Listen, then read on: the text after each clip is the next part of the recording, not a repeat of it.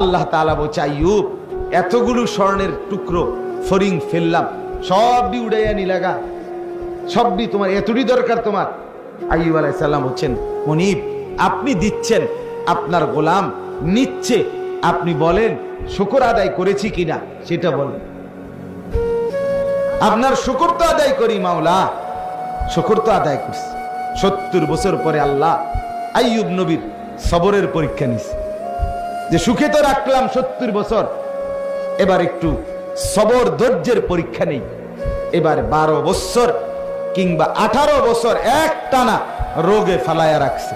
আজ আর মাল নাই, আজ আর রাজত্ব নাই, আজ আর সম্পদ নাই, স্বর্ণ নাই, স্ত্রীরা নাই, সন্তানাদিরা নাই, জনবল নাই, কিচ্ছু নাই, রোগে আক্রান্ত।